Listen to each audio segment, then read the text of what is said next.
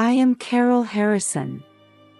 On a spring morning in the suburbs of Boston, I was savoring my morning coffee while gazing at the flowers in the garden through the window. Even at 62, the morning silence remains my daily source of energy. Grandma, can we go to the park today? Suddenly, my grandson Aiden came running down the stairs. His blue eyes were shining with excitement. Of course, Aiden. But first, we need to have a good breakfast. Aiden is a remarkably intelligent and kind child for his 8 years.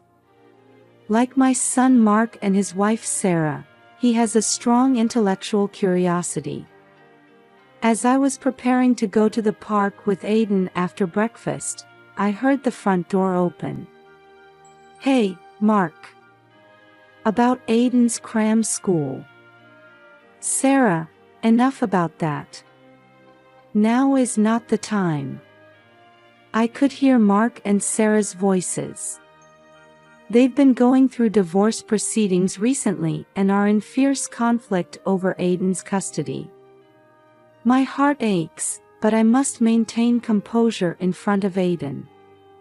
Good morning, you two, I called out cheerfully.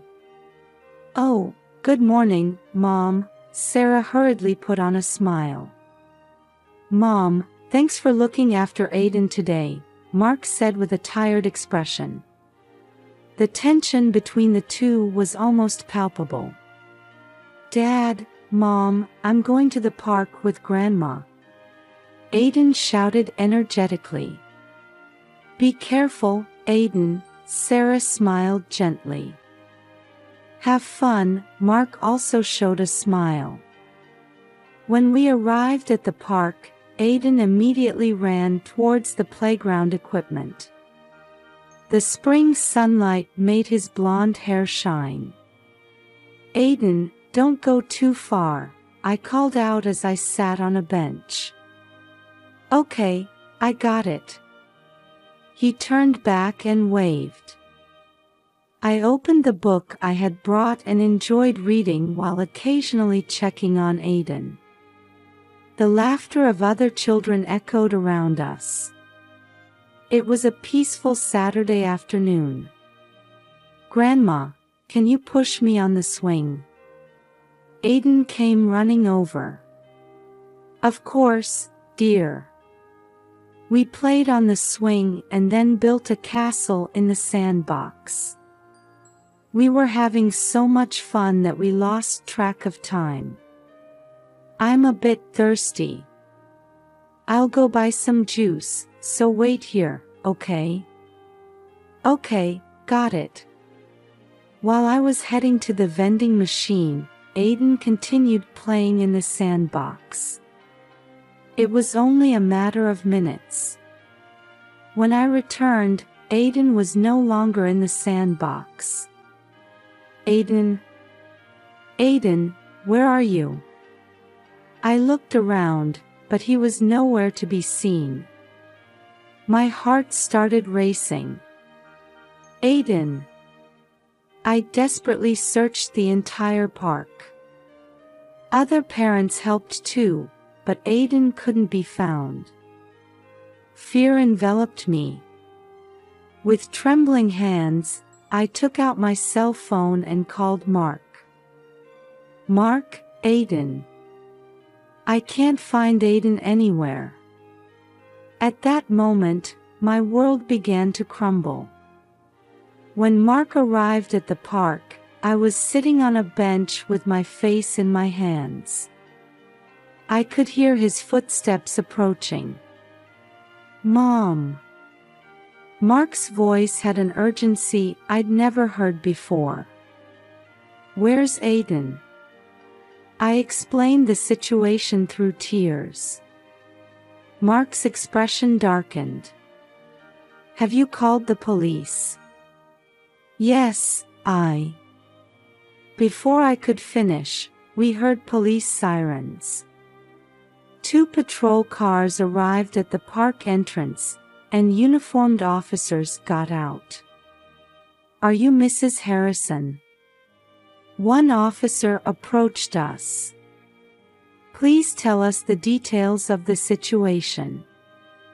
As we were explaining to the officer, Sarah arrived, out of breath.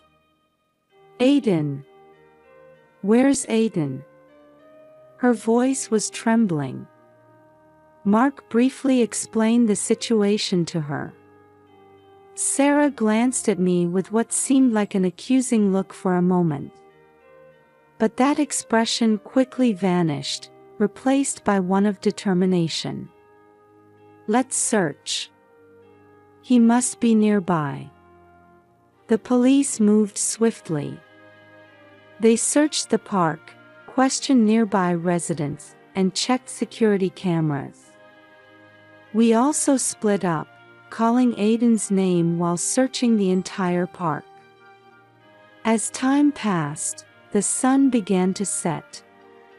Fatigue was evident on Mark's face, but he continued the search without rest. Sarah, who had been desperately searching at first, gradually began to slow down. Sarah, are you all right? When I called out to her, she turned around, looking slightly startled. Huh? Oh, yes, just a bit tired. At that moment, I noticed a strange light in her eyes. But there was no time to dwell on it. As night fell, the police set up a search headquarters. We answered questions and provided photos of Aiden. One of the investigators approached us. Mr. and Mrs. Harrison, is there anyone who might hold a grudge against your child? Mark shook his head. No, Aiden is loved by everyone. I understand you're going through divorce proceedings. In relation to that, Sarah suddenly interrupted. Are you suspecting us? The officer maintained his composure as he replied, we need to consider all possibilities. That night, none of us could sleep. Feelings of guilt continued to torment me. I had only taken my eyes off him for a moment. The next day, the search expanded to a wider area. Volunteers joined in, and the town was flooded with Aiden's photos. Mark was moving around tirelessly, but I began to notice subtle changes in Sarah's attitude. Sarah, shall we search the southern area as well? When Mark suggested this, Sarah hesitated before answering. Yes, but I don't think Aiden could have gone that far. I felt uneasy about those words. Sarah's eyes seemed to reflect an emotion other than anxiety. On the third day of the search, there was a new report from the police. We found footage of a suspicious car on a security camera near the park. We're currently tracking that vehicle. This news gave us a glimmer of hope. However, Sarah's reaction was strange. For a moment, she seemed to turn pale. Sarah, are you okay? Mark asked worriedly. Yes, I'm just tired. I silently stared at Sarah. A thought began to grow in my mind that she might be hiding something. 5 years have passed since Aiden disappeared. Time has mercilessly moved on, seasons have changed, and our lives have slowly but surely transformed.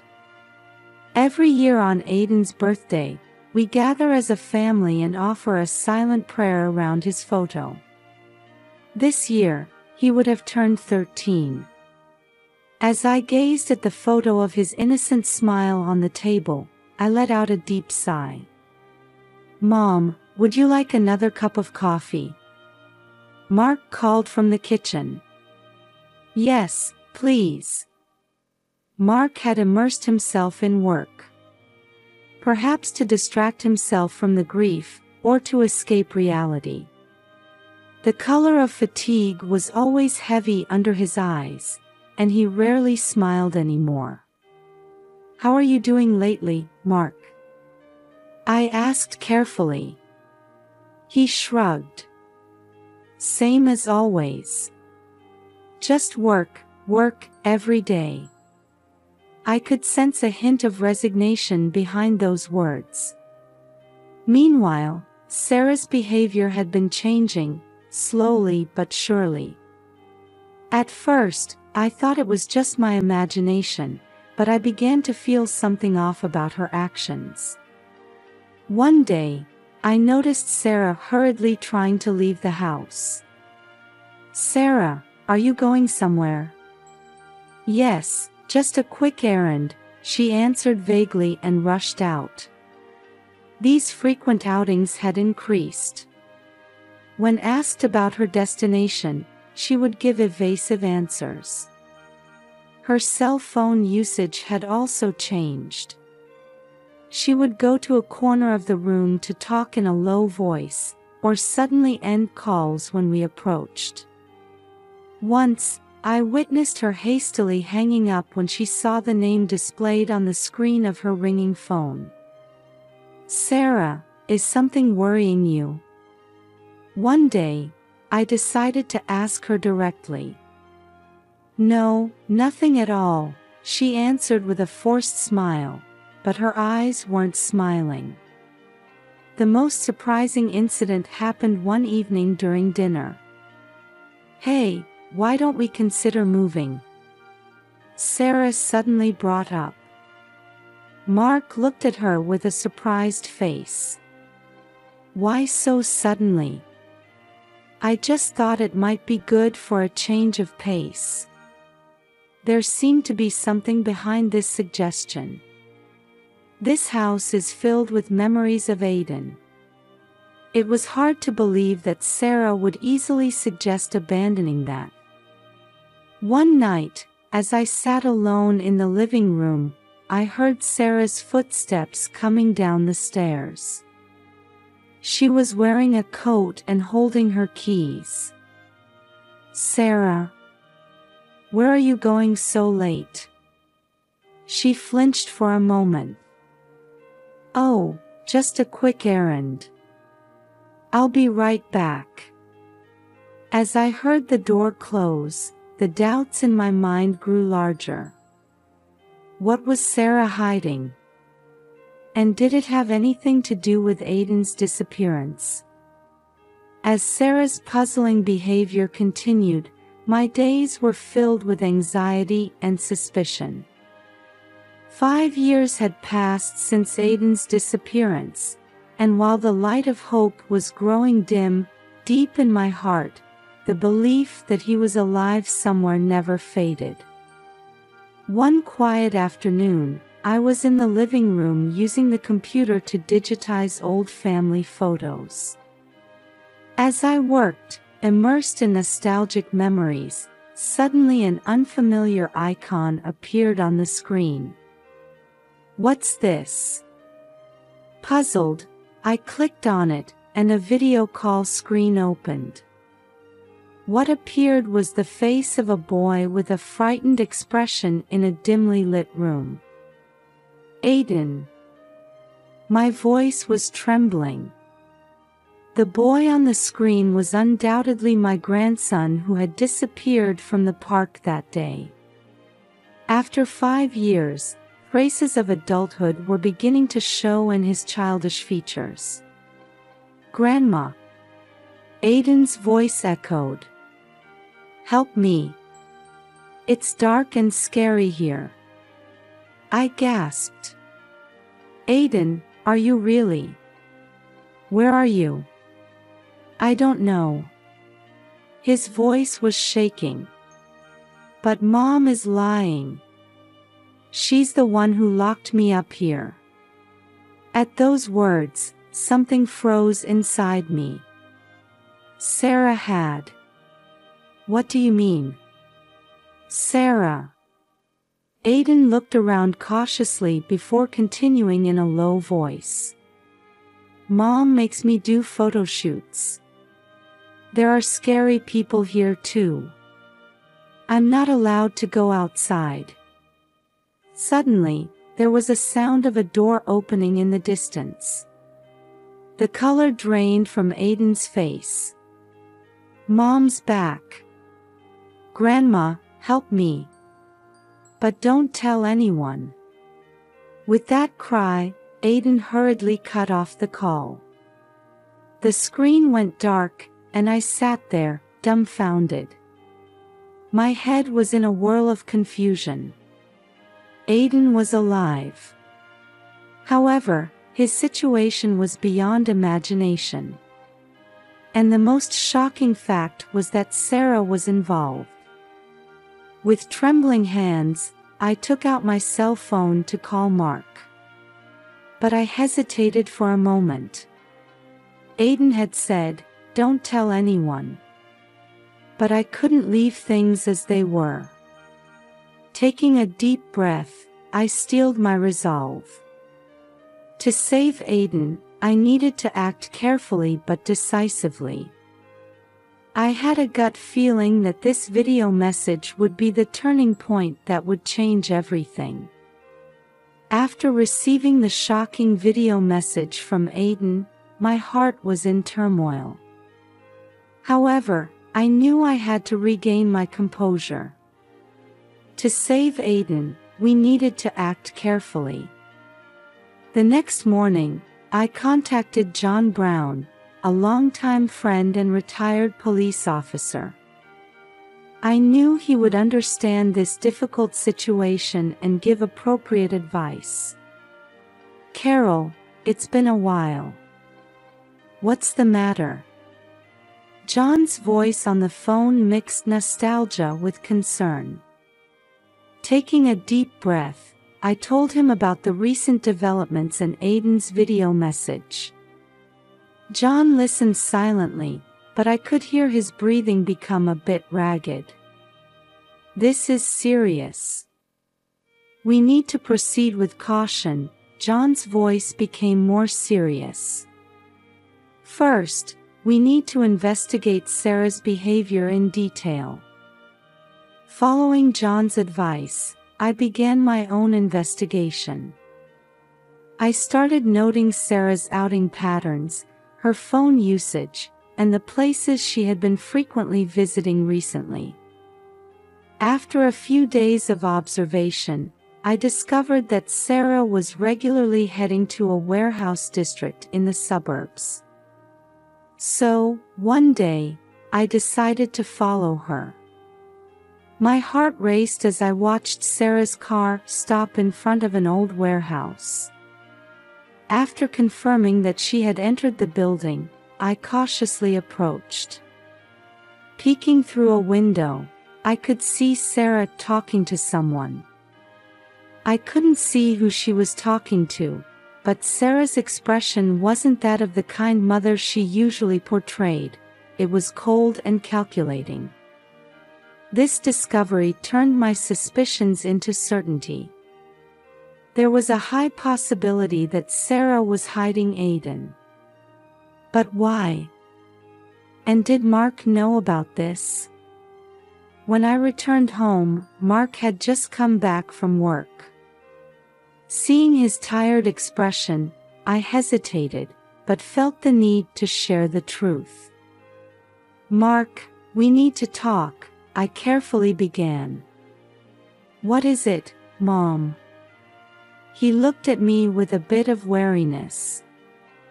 I told him about Aiden's video message and Sarah's suspicious behavior. I could see Mark's expression gradually changing. "No way. Sarah." Mark's voice mixed disbelief and confusion. "Mom, isn't this some kind of mistake?" "I wish it was," I answered quietly. "But considering Sarah's behavior lately..." Mark collapsed into a chair. "I can't believe it, but if it's true..." Seeing determination color his eyes, I felt a bit relieved. No matter how painful the truth might be, we needed the courage to face it. "Mark, let's get Aiden back together." I placed my hand on his shoulder. Mark slowly nodded. "Yes, we'll find him. And if Sarah really is involved." His words trailed off, but our resolve was set. To rescue Aiden and reveal the truth. That became our mission from that moment on. As Mark and I continued our joint investigation, shocking facts came to light one after another. With John's help, we dug into Sarah's past and discovered that she had been struggling with mental health issues for years. The stress from the divorce proceedings seemed to have triggered a rapid deterioration in her condition. Sarah had been diagnosed with bipolar disorder, Mark said with a shaking voice. But she refused treatment. Analyzing Sarah's behavior patterns confirmed that she was regularly visiting the warehouse in the suburbs. So, we decided to carefully monitor that location. One day, right after Sarah left the warehouse, we got a chance to peek inside. What we saw left us speechless. The walls were covered with countless photos, all of Aiden. However, many of them were taken after Aiden's disappearance. "No way." Mark's face turned pale. Further investigation revealed that Sarah had staged Aiden's kidnapping and had been hiding him. Her diary contained entries detailing her desire for revenge against Mark and a distorted love for Aiden. "Only I can understand Aiden. Mark doesn't deserve to raise him." Such words were scrawled in messy handwriting. We also solved the mystery of how Aiden had managed to contact me. Sarah had given him a tablet for his education. However, escaping her surveillance, Aiden had managed to send me a message asking for help. He remembered me as the only adult he could trust, which is why he reached out to me. "Aiden, he was really alive all this time," Mark said, tears flowing. However, we had no time to dwell on our joy. Aiden was still under Sarah's control, and her mental state was unstable. We needed to rescue him as soon as possible. "We should report this to the police," John said with a stern expression. "But we need to proceed carefully. We don't know what Sarah might do." We nodded. Aiden's safety was the top priority. We prepared to submit all the evidence we had gathered to the police. "Aiden, we're coming soon," I whispered in my heart. "We'll definitely save you." After thorough discussions with the police, the day of the rescue operation arrived. Early in the morning, a police team including a special unit set out for the warehouse. Mark and I were to wait at a location a bit further away. "Mrs. Harrison, Mr. Harrison," the detective in charge called out to us. "Please wait here until we secure the area." As tension mounted, police vehicles approached the warehouse one after another. My heart was pounding fiercely. Suddenly, sirens blared, and police officers rushed into the warehouse all at once. "Police! Don't move!" Right after that voice, a scream echoed. It was Sarah's voice. "Let go! Aiden is my child." A few minutes later, officers emerged from the warehouse. And among them, Aiden. Mark cried out. Although he looked thin and his expression was filled with fear, it was undoubtedly our Aiden. He was being carried by an officer, and when he saw us, tears began to flow. "Grandma! Dad!" We ran over and embraced Aiden. After 5 years apart, we were at a loss for words. Behind us, we could see Sarah being taken away by the police. Her eyes were vacant, as if she didn't understand the reality of the situation. "Sarah will undergo a psychiatric evaluation," the detective explained. "Legal measures will be taken, considering her condition." Aiden was trembling in our arms. "Can we go home now?" "Yes, everything's all right now," I answered gently. "Let's go home." As the ambulance took Aiden to the hospital, Mark and I held his hand the whole time. It felt like we had finally seen light after passing through a long, dark tunnel. The road ahead wouldn't be easy, but we vowed to overcome it together as a family. With that promise, we prepared to begin a new chapter. Several months have passed since Aiden's rescue. Following a psychiatric evaluation, Sarah was diagnosed with severe bipolar disorder and sentenced to treatment in a psychiatric hospital rather than prison.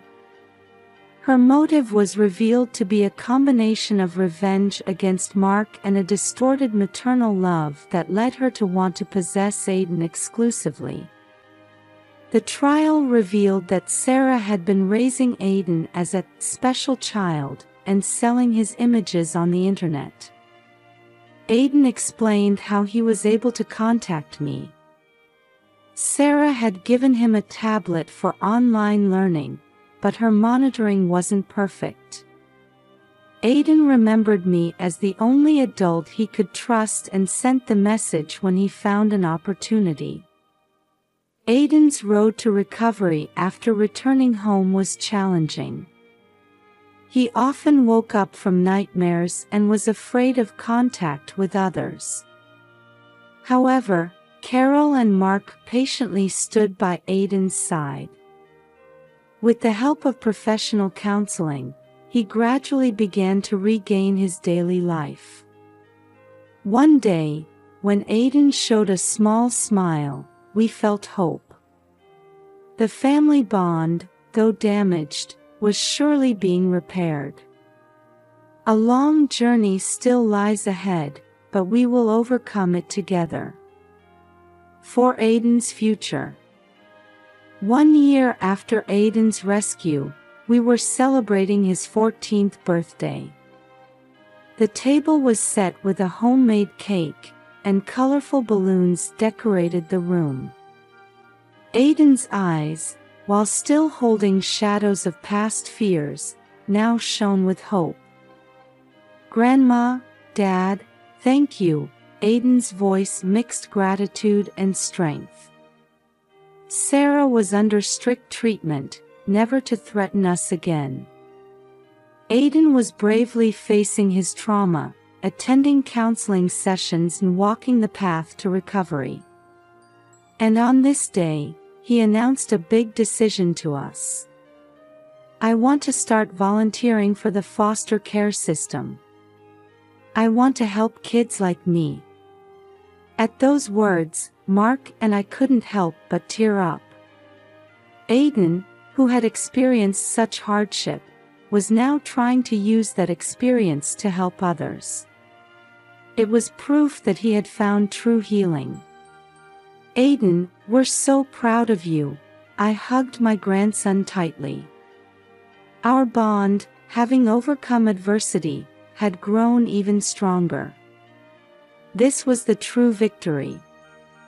As I gazed at Aiden's smile, I thought from the bottom of my heart, our new life begins here.